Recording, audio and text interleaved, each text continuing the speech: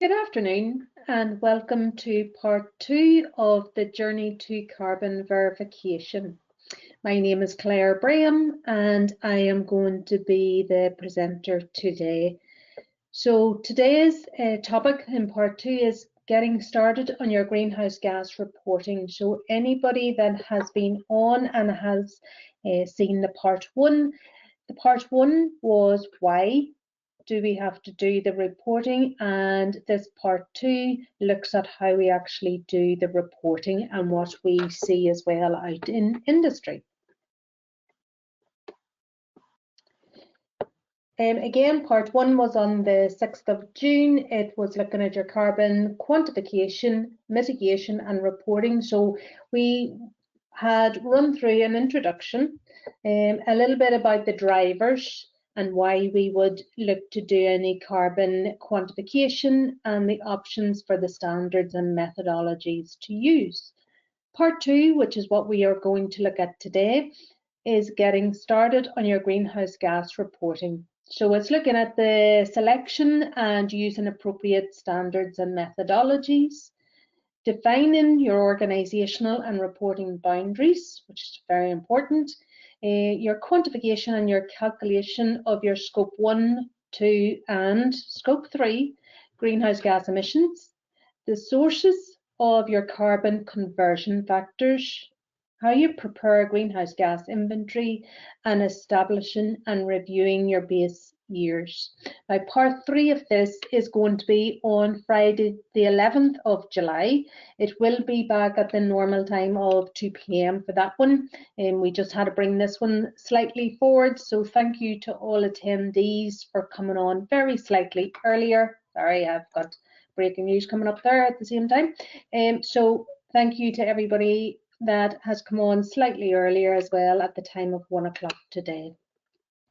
So in part 3, we will look at our greenhouse gas, the mitigation, also the reporting, removals and offsets. So we will discuss the planning for the reductions, the options for the removals and offsets. Again, look at the pros and cons of that.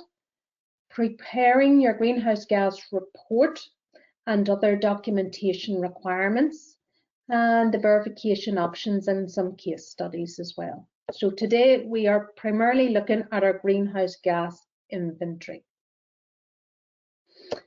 Anybody who is on the call that is not aware who NQA is, we are one of a global certification body. We have offices all around the world, and we do a range of different standards. So some of our standards that we do is obviously ISO 14064-1, PAS 2060, or which is now changing over to ISO 14068-1, PAS 2080, the ISO also 9000, ISO 14000, ISO 45000, ISO 27001, and also the ISO 50001.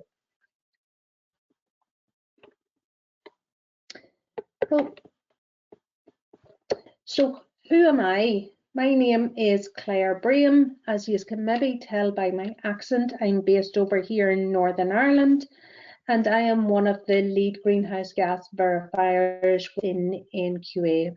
I am also a regional assessor. I do audits to ISO 9001, 14001, 45001, and I also do 13485, which is a medical device standard. But one of my key areas within NQA is a greenhouse gas verifier, and hence why I actually needed this slightly earlier. I am graduating again this evening, and today's very topic is my graduation is a postgrad in climate change. So that's hence why it had to be just a little bit earlier today in order for me to attend the graduation later on this evening.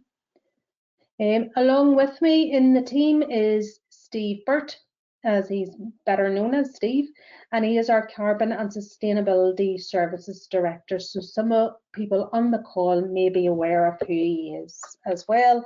He is well known in the industry. So within that, we are one of a couple of the members within our team, but we do have obviously other members within NQA as well that are also lead greenhouse gas verifiers and also greenhouse gas verifiers. So we do have a range of team and a range of expertise as well within NQA. So the learning objectives from today is to understand your options for which standards and methodologies are most appropriate for your needs. Gain an overview of how to define your organisational and reporting boundaries. Gain an overview of how to calculate your Scope 1, 2 and 3 greenhouse gas emissions, including where to find and which conversion factors to use. Gain an overview of how to prepare a greenhouse gas inventory and understand how to establish a base year and when it's appropriate to change it. Okay, so again, we will only be looking today at greenhouse gas emissions. We won't cover any greenhouse gas removals at this part 2 stage.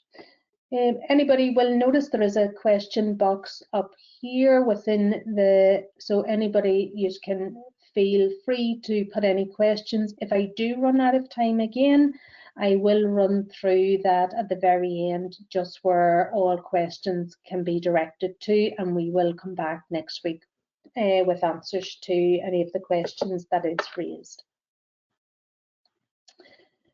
So running through, we are looking at our selecting and using appropriate standards and methodologies. So there's various sources of standards and specifications. The main one that we do use is the ISO 14064-1. So within this standard, it is the guidance, a specification with guidance at the organisational level for the quantification and reporting of greenhouse gas emissions and removals. It is internationally recognised. It's the highest tier of the standard, so it is the ISO standard. It provides an excellent framework for quantification and reporting of greenhouse gas emissions and removals. It is intended to be used at an organisational level. It includes the option of greenhouse gas mitigation framework, so it is optional within this standard, and it allows for an external third-party verification via verification bodies as well, such as NQA. There is also the Greenhouse Gas Corporate Protocol, so it's the corporate accounting and reporting standard. So it does provide a comprehensive guidance on categorising and calculating Scope 1, 2 and 3 activities. However, it does not provide conversion factors and it does not provide for external third-party verification. It can be used in conjunction with ISO 14064-1.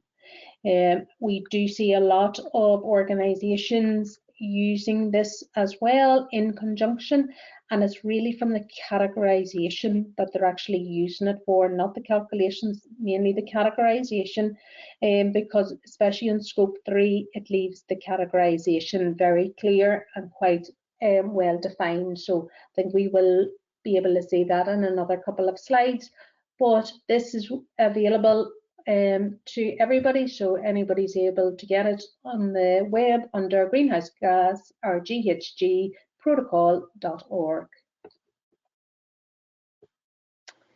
And then we do have the ISO 14068-1, or what was known as PAS 2060. So PAS 2060 as of the end of December this year is no longer, and it is migrating over to the ISO 14068.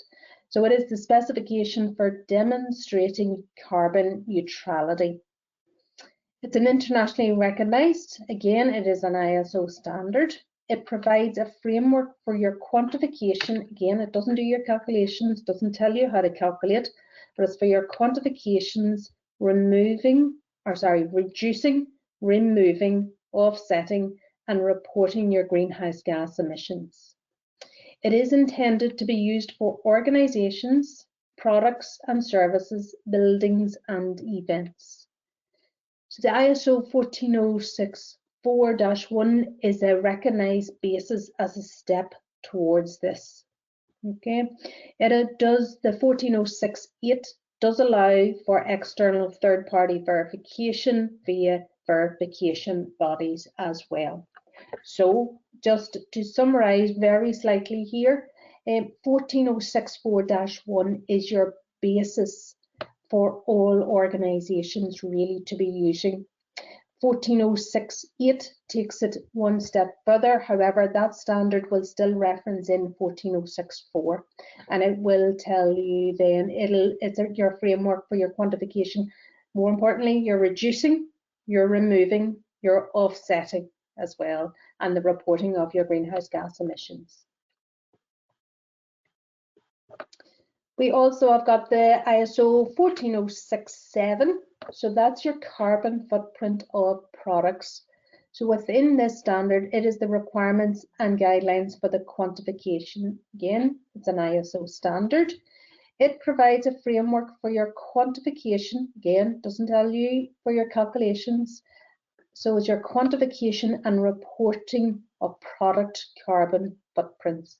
It is intended to be used at a product level only, and it does allow for external third-party verification to be conducted against it. Next up, we have got our PAS 2050. So it is your specification for the assessment of the life cycle of greenhouse gas emissions of goods and services. Again, it is an internationally recognised standard. It provides a framework for assessing life cycle greenhouse gas emissions. It is intended to be used at goods and services level, and it does allow for third-party verification against it. Next up, which is actually becoming a very much growing standard, so it's PAS 2080. So it's your carbon management in buildings and infrastructure. Within that, it is developed in the UK, but is internationally recognised. It provides a framework for managing carbon in buildings and infrastructure assets. It's intended for the application in the construction industry, and again, it does allow for external third-party verification. We do actually have an expert within NQA in this field under PAS 2080 and has a full construction background. So there's a couple of the team within NQA who are experts within the construction field, and they are heading up our PAS 2080 verifications. So within this, there's the whole life carbon assessment for the build environment. So it provides a framework for assessing the whole life carbon in buildings and infrastructure works.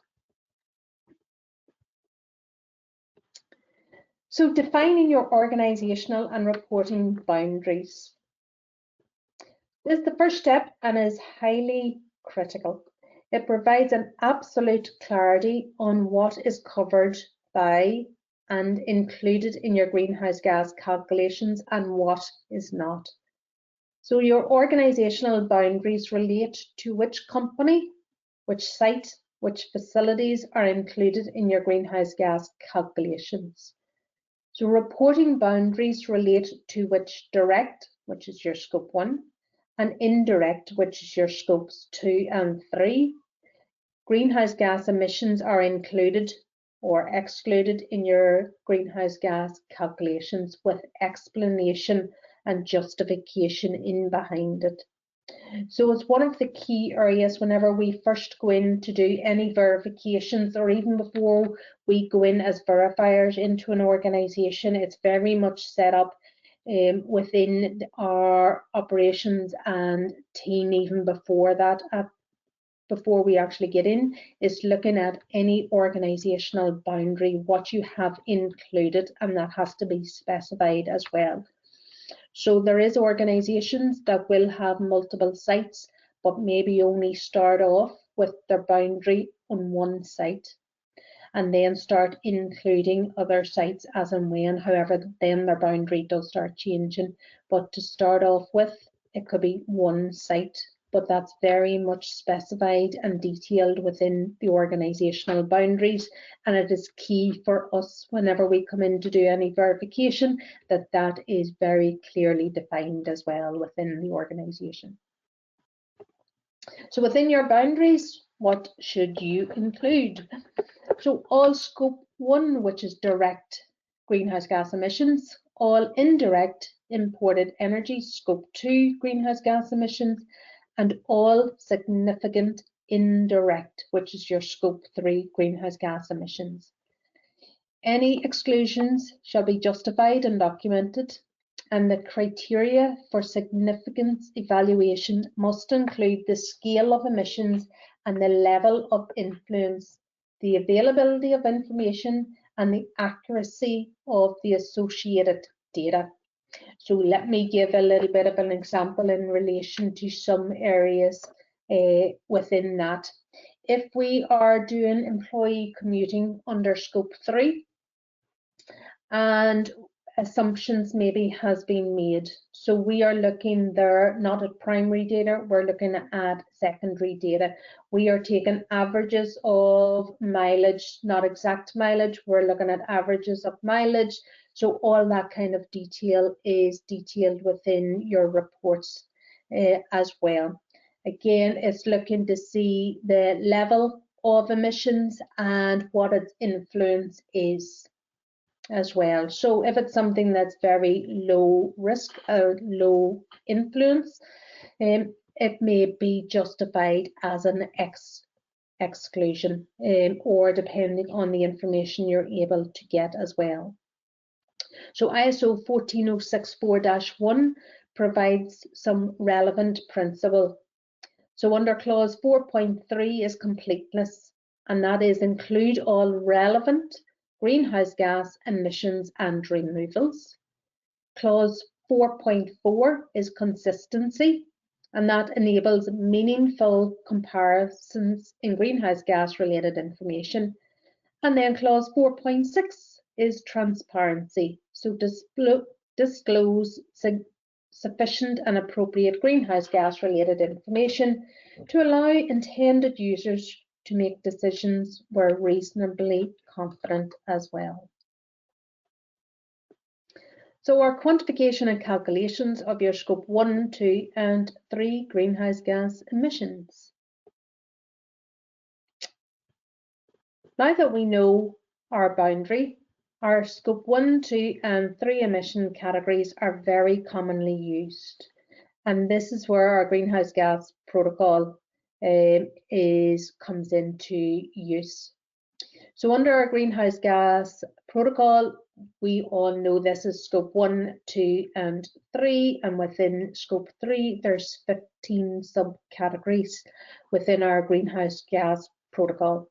Under ISO 14064, our categories are our direct greenhouse gas emissions, our indirect greenhouse gas emissions from imported energy, and our indirect greenhouse gas emissions, and that has 4 categories, and we'll look at those shortly in the next couple of slides. So some examples under our scope 1 can be how we actually have full control of what the company organisation has control of.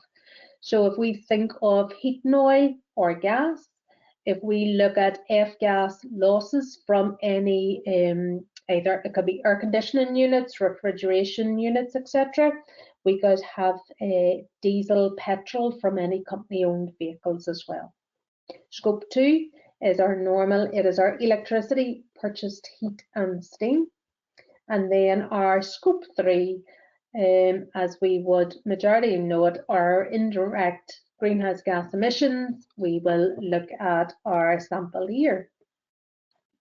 This is just a very good slide. I would have always looked at this slide whenever I was doing any training, and it just sort of breaks it down. Our scope 1 we can see as our direct, so anything the company has full control over, either company vehicles, the anything to run the actual office, factory, etc. Our scope 2 indirect is how we actually have our power, heat the building, and then scope 3 basically is everything else. So we can see there from that scope 3 going into the factory or organization, and then the scope 3 coming out of it as well. What do we need to basically deliver our product or our service coming out? So under our greenhouse gas protocol, we can see our 15 categories, and they do align up as such with our ISO 14064. So category 1 is purchased goods and services, and we can see there from our 14064, it's indirect from products used by the organisation. So if we think of our raw materials, any consumables, maintenance, etc. Anything we are purchasing or services as well that's actually coming into our organisation. So if we think of machines getting serviced, that's part of our maintenance. Category 2 is looking at capital goods. Okay, so from our ISO 14064, that is indirect from products used by the organisation as well. So it's any machinery or plant as well. It's just some examples here. Category 3 under the protocol is fuel and energy related emissions not included in scope 1 and 2. Again, if we think of this as transmission and distribution losses from electricity and well to tank as well. So any of our well to tank for any of our fuel as well to be considered. Our category 4 is upstream transportation and distribution. Within the ISO 14064, it is looking at our indirect from transportation. So some examples of that is delivery vehicles, sea and air transport as well of materials. So it's any upstream transportation of how it's actually getting to you.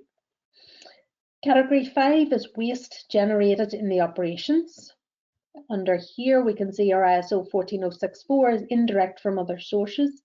So if we think of our wastewater, trade effluent, anything like that. Anybody who currently does have an ISO 14001 certification, a lot of the waste is actually all recorded. They tend to use all that information whenever they're looking at the greenhouse gas emissions. Category 6, we are looking at business travel. So that's indirect from any transportation under 14064, and that's any flights, trains, hotels, cars, taxis, etc. Category 7 is employee commuting. And I have to say, maybe one of the most controversial ones we do see in relation to any organisations we go to. And it's purely for a lot of the time, whenever we first started doing this, a lot of organisations had said to us, we can't actually ask for people's home addresses under GDPR, etc. There is other methods of doing the calculations. We were very much of the mindset, if you don't have employees, you're not able to provide a product or a service within an organisation on majority of levels. So employee commuting, we're looking at cars, trains, buses, home working as well to be considered. Category 8, upstream leased assets. Again, under the 14064, it's indirect from other sources, so it's looking at any material receipts and storage warehouses as well. Downstream transportation and distribution. Again, from ISO, the 14064, it's indirect from transportation. So any delivery vehicles, again, whether that be by road, sea and air transport. Category 10 is processing of sold products. So within ISO 14064, it's indirect from the use of products from the organisation. So anything that downstream value chain partners is where we would start to see some elements of that, as long as they have control of it. Category 11 is use of sold products. Again, so it's your energy consumption during its use as well. Category 12 is end of life treatment of sold products, and it's your final disposal of that. Category 13 is your downstreamed lease assets. So it's your product storage warehouses, etc. that may be used. Franchises, so franchisees operations as well. And then category 15 is investments. So any investors share financial services only.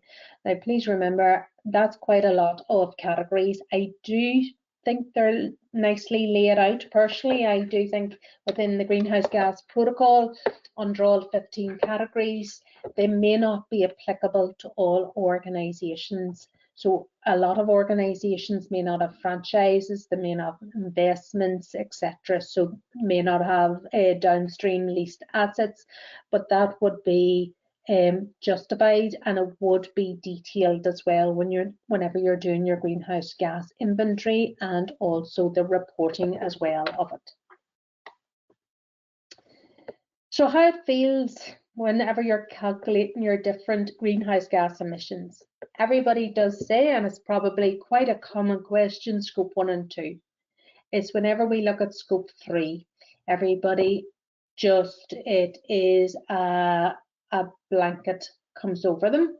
But whenever we look at this here, and you've seen all of your categories detailed within your greenhouse gas protocol, they are laid out quite nicely. And if you go into each of those and do your calculations, it does leave it quite simple. And I will say simple, although I do it. I do like simplistic things, and if I can understand it, trust me, anybody can understand it. So looking here at your greenhouse gas protocol under scope 3, there is on the web, if you look at, you can see there just in the blue, highlighted in the blue under here, is the greenhouse gas protocol.org/scope 3 calculation guidance. It's an excellent element and it's an excellent document. It details all of those 15 as well. Under the ISO 14064-1, again, it provides some relevant principles. So under clause 4.2 is relevance. Include all relevant greenhouse gas emissions. So you select your greenhouse gas sources, your greenhouse gas sinks, greenhouse gas reservoirs, your data methodologies appropriate to the needs of the intended users' removals. Under clause 4.4 is consistency. So enable meaningful comparisons in greenhouse gas related information. And clause 4.5 is accuracy. Reduce bias and uncertainties as far as practical. So as long as practically, it's to reduce all the bias and uncertainties as well. So your quantification. So under your scope 1, if we just look at the scope 1 to start with, if we think of our natural gas invoices, we would have meter readings. We may have as well, we have seen supplier portals. So if you think of energy providers, some electricity providers have it all up in portals as well for your organisation. And that tends to be in kilowatt hours used. However, go with what is on your provider. So if they do it in different type of readings or whatever way they do the readings, some of them do it in cubic meters, etc. Use your conversion factors accordingly. So go with what your reading is and then use that measurement within your conversion factors. Petrol and diesel invoices, we could have maybe expense claims, we could maybe have the invoices themselves, we may have fuel cards as well. We have got heating oil with LPG, and again it's meter readings, we might have invoices, we might have delivery records, or as I would call it, delivery dockets over here. And then again, like I said, if it's in litres, use litres whenever you're looking at your conversion factor for that appropriate element. We've got F-gas maintenance records as well. Now, within our F-gas, it's just your loss from those systems. It's not the full amount of F-gas that's in the system, it's your losses again within it. Under scope 2 it's electricity. So we're looking at your electricity invoices, meter readings. Again, these can be very typical to be on supplier portals as well. Anybody who has organisations that may be abroad, there would also be purchased heat and steam invoices, again meter readings, and so you may have elements of that. It tends to be any organisation that is international as well. So if we look now at our scope 3. So under scope 3, category 1 and category 2. Category 1 is purchased goods. We are typically looking at purchase orders, delivery notes, invoices, etc. For any capital goods, it is a financial system, so it tends to be spend based as well. We can also look at spend based for purchase orders. Some organisations do prefer it that way, so they're looking at the spend based of some of their purchased goods. Category 3, if we look at here, we've got our fuel and energy related emissions, which is not within our scope 1 and 2. So our natural gas, and that can be in kilowatt hours. If you think of this, our transmission and distribution losses. And this also could be our well to tank. So the calculations you would have done for transmission and distribution losses will be associated with the same figures done under scope 2 for electricity, and it's just a small different conversion factor to be used in order to do your T&D losses. Same with well to tank. If you've already done your calculations for all of your heat and oils, all of your petrol and diesel, it's just a slightly different calculation for your conversion factor for well to tank as well. Category 4 and Category 9 is upstream and downstream transportation and distribution. So again, if we think of delivery notes, invoices, supplier records, and postcode analysis, mile calculators, and there's C-mile calculators as well. The miles and C-mile calculations, they are, if you put a Google search in for them, there's a couple that actually do come up. If you need any further information, there's no issues with us. We look at certain ones. A lot of organisations maybe are more specific with the C-mile calculations because they have to sign up to it. But it'll do the calculations for you for your distance in between airports, etc. as well. And those calculations for air miles can be used if you're in an organisation and there's a lot of business travel as well. So category 5, we're looking at the waste generated from your operations. So looking at waste transfer notes, again, it tends to be in tonnage by your material type. We're looking at your waste management contractors reports, if you're doing it internally, whether your scale's calibrated in order for your weight to be correct. Our category 6 then is business travel, so anything related to business travel. So if we're doing road, ferry, air, taxi, rail, bus, etc. Any hotel stays in there as well. Category 7 is employee commuting, and also to include home working as well. So employee surveys is actually quite a common one to actually do within an organisation, and we have seen surveys and they will categorise the type of car they have into different categories and the amount of miles they do on a return journey to work, how many days they do, if they do 5 days a week, etc. And obviously take into account holidays. Category 11 is use of sold products. So within here, your product design specifications, so you're looking at your life cycle assessments, assumptions on typical customer usage patterns, and assumptions on typical product lifespan as well. So hours operational, years operational, etc. as well. Category 12 is end of life treatment of sold products. So consumer assumptions on your typical lifespan and consumer assumptions on your likely disposal routes. Again, we're looking at your tonnage of waste by destination of where it's disposed to and tonnage of waste by your material type as well. Okay, now we're into our sources of carbon conversion factors.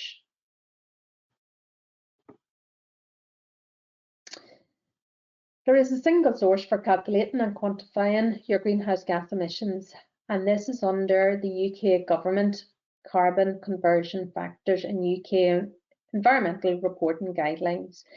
Anybody who's not familiar, if you put in a Google search into, obviously Google, and you put in UK conversion factors and put in the specific year you were looking for, it will be one of the first things that actually brings up.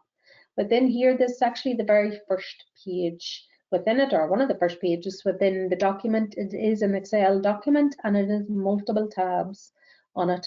What I would say it does look a little bit more daunting than what it actually is. It's an excellent source of information within that document. You can see here within this first page, or one of the first pages, it will outline your scope 1, scope 2 and scope 3.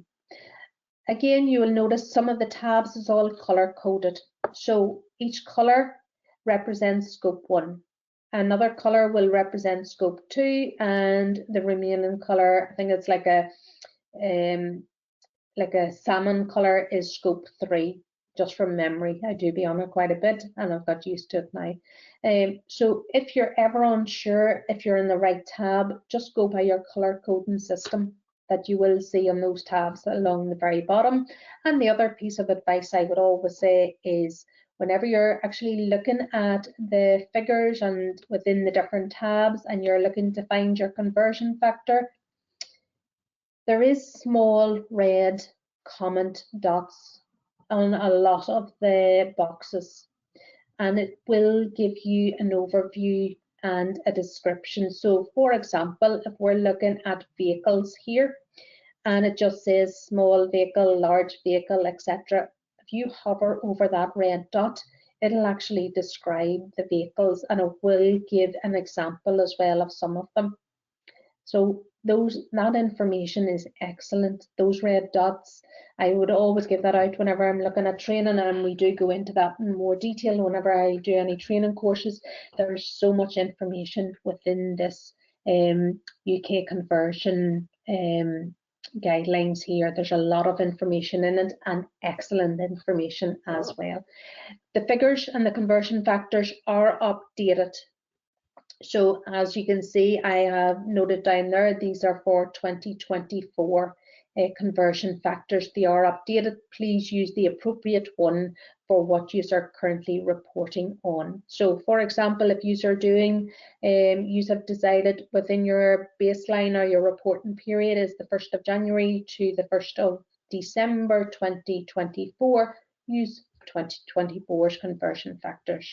However, if you're from more of a financial perspective and your reporting period says from the 1st of April 24 to the 31st of March 25, you are allowed to use 2024's conversion factors, and it's actually stipulated and stated within the UK conversion factors. The reason being, as long as the majority of your reporting period is within that year, and that's the stipulation that is detailed within there.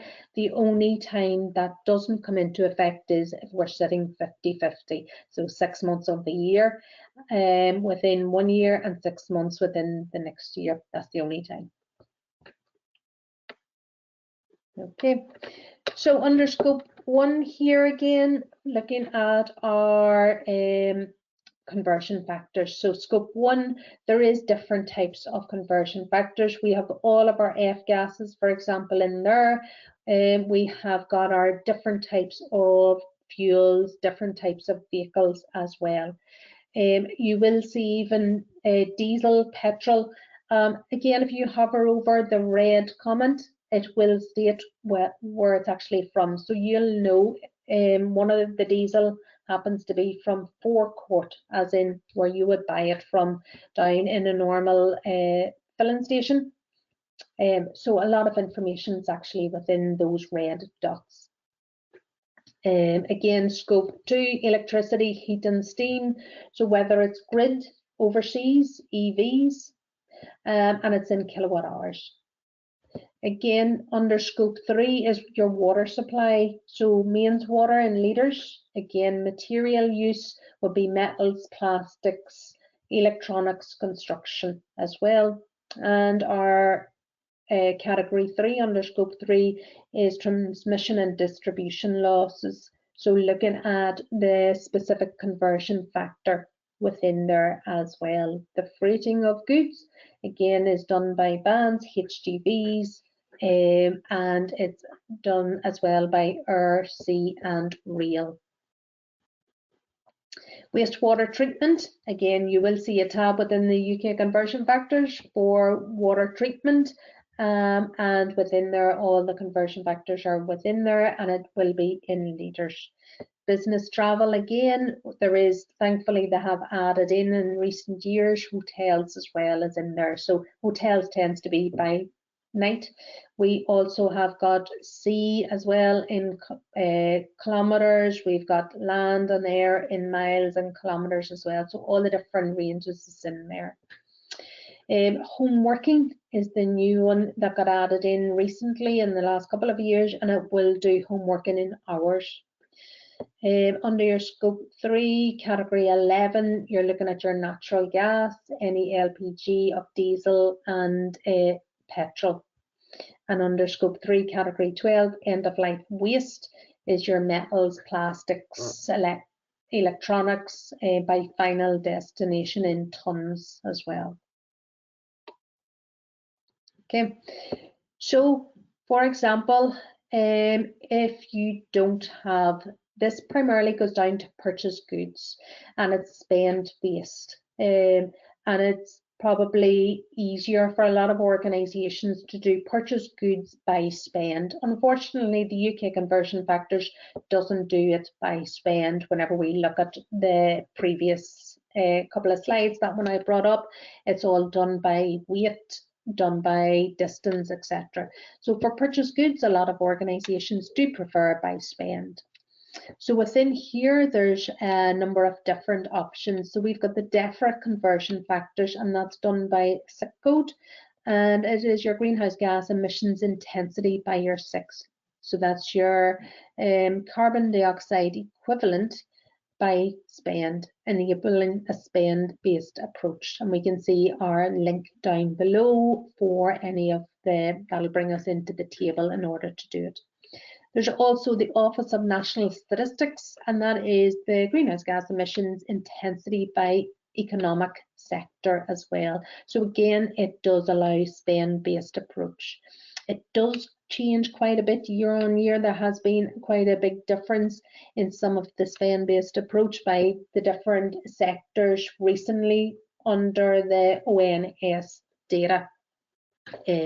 So there can be changes as well within that one, but it is a much easier approach for a lot of organisations, especially for purchased goods as well.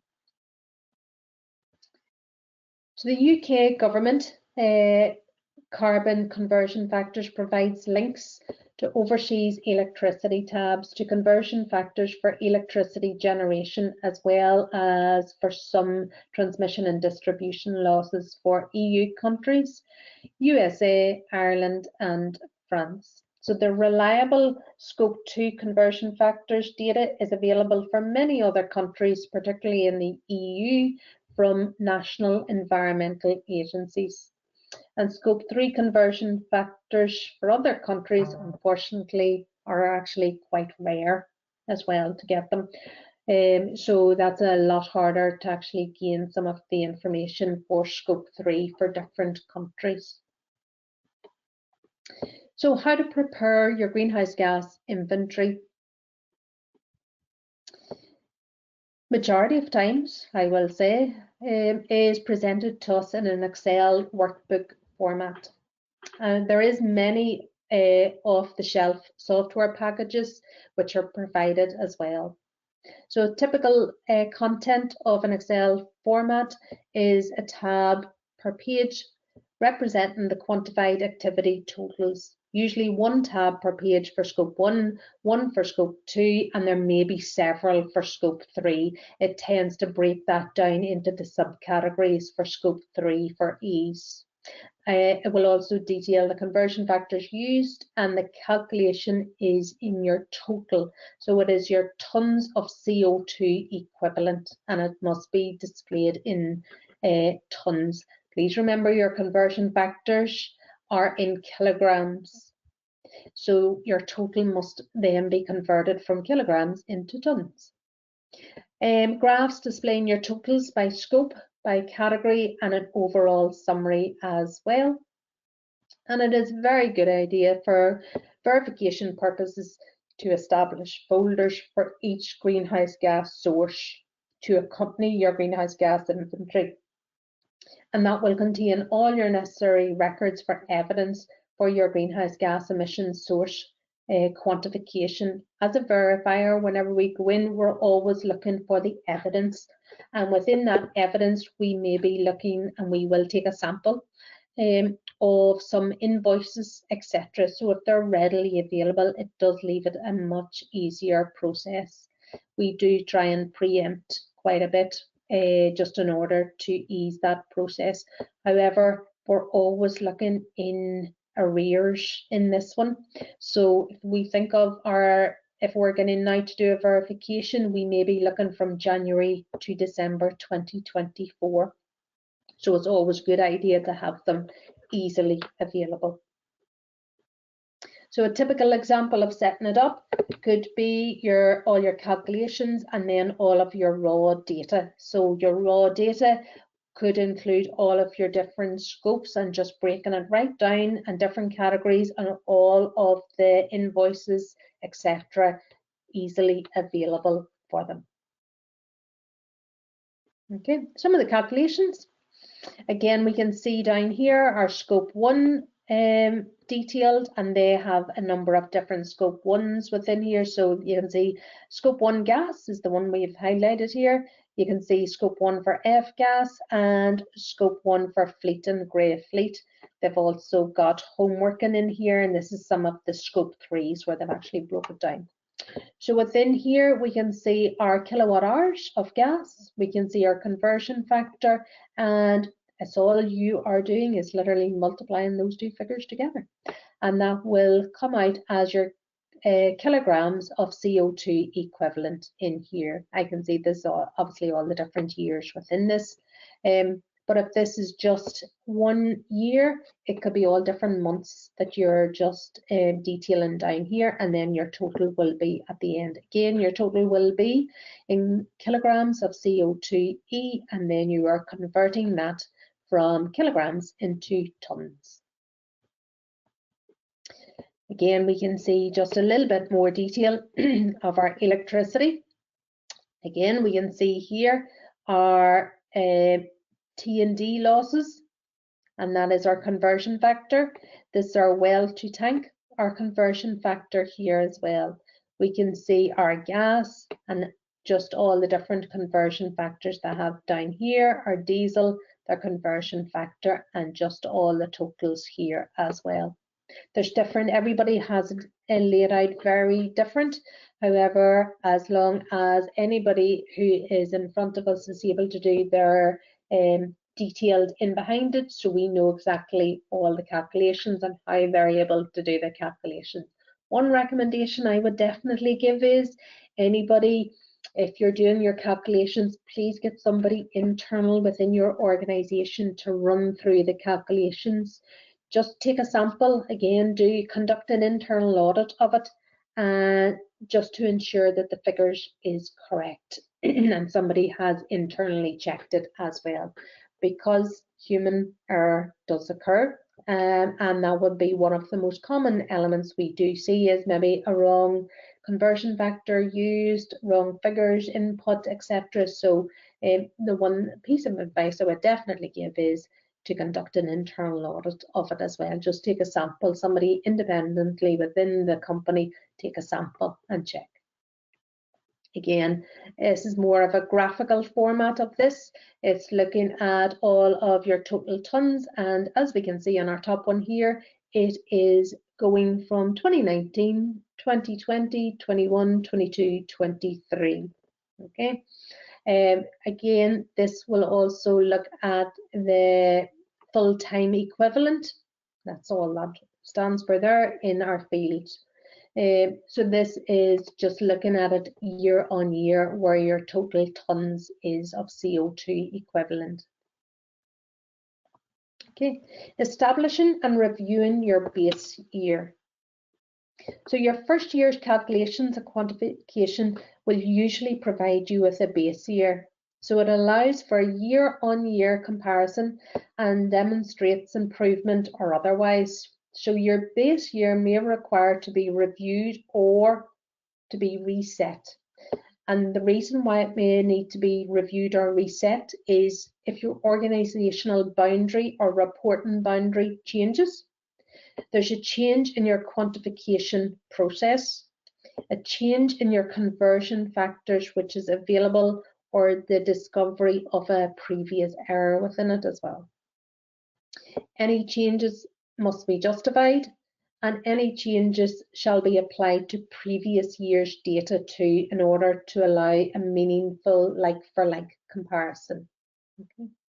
So there is instances where we do have resets of base years and they are reviewed. A lot of times, a lot of organisations may be expanding their maybe new sites, etc., and they're including those, so their boundary is actually changing as well. So there will be, but again, we would have discussions with the organisations and go through that with them as well. Okay, next time we are looking at part 3. That was quite a bit of information today to go through.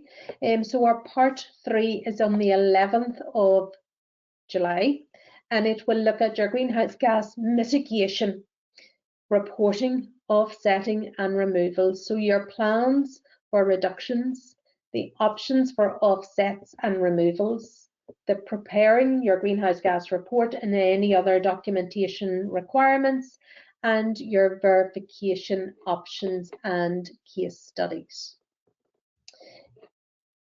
Okay, so any further support, what we always do say is any questions. I know I am very badly over on time here, so what we're going to do is any questions we will, if you could email into training@nqa.com.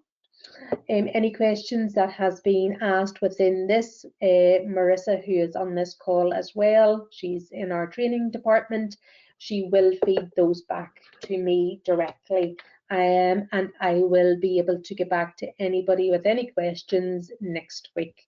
Unfortunately today I have to be in Belfast now for 4 o'clock, so I need to get husband and kids out the door as well. So unfortunately I know I am running quite tight to time here today, but trust me, I will be back to people next week, and if you do have any questions, please feel free to ask any questions either within this forum and also to training@nqa.com, and I will be able to get back to them next week.